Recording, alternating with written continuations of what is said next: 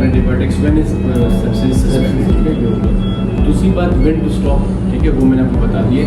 जब जो clinical science led to the treatment of sepsis, आप देयर एंड देन उसको स्टॉप करते हैं व्हेनेवर दो सिम्टम्स या सीआरपी नॉर्मल आ जाए, 2 CRPs टेकन 24 आवर्स बाद, या नेगेटिव ब्लड कल्चर है, सेप्सिस CRPs नेगेटिव ल्यूकोसाइटेटिस वाला। एपनिया का बात एपनिया पढ़ेंगे। So how you define apnoea, units में आप एपनिया कैसे डिफाइन करते हैं? Apnoea is defined as cessation of breathing for more than 15 to 20 seconds या less than 15 seconds whenever it is and or associated with bradycardia, ठीक है।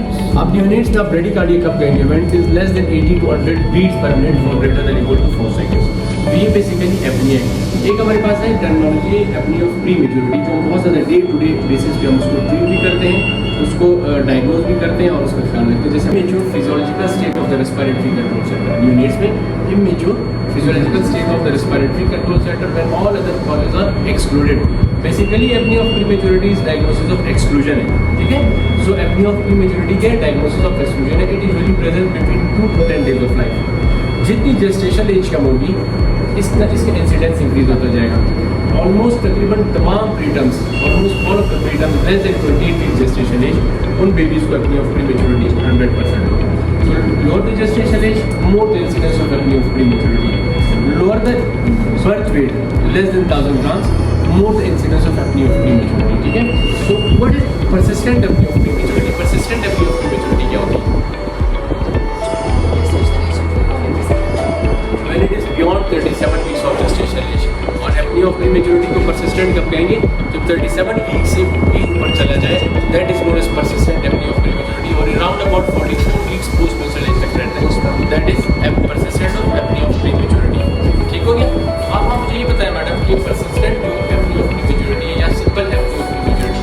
So how will you differentiate apnea of prematurity and periodic breathing? Periodic breathing भी है ना, हमारे पास उस दिन बचे periodic breathing भी, जिसको आप apnea of prematurity कह रहे हैं। So what is periodic breathing? 15 seconds से less में क्योंकि apnea It is basically respiratory pauses। क्या है respiratory pause of 5 to 10 seconds? क्या है interspersed with hyperventilation। So it is basically not associated with bradycardia or cyanosis। सबसे important बात ये एक्टिव स्लीप में होगी, प्री टर्म और टर्म दोनों में होगी। जब apnoea of prematurity is almost always in pre terms. In term और प्री टर्म में होगी। प्री टर्म में लेस देन 1000 ग्राम में 100% हो सकता है, लेकिन बेसिकली ये क्या है? ये नॉर्मल वेरिएशन ऑफ ब्रीदिंग है। Periodic breathing is a normal variation of breathing है। इंटरबर्स्ट किससे? हाइपर वेंटिलेशन होगी, no cyanosis, no bradycardia, no intervention needed. ये एक्टिव स्लीप में होगी।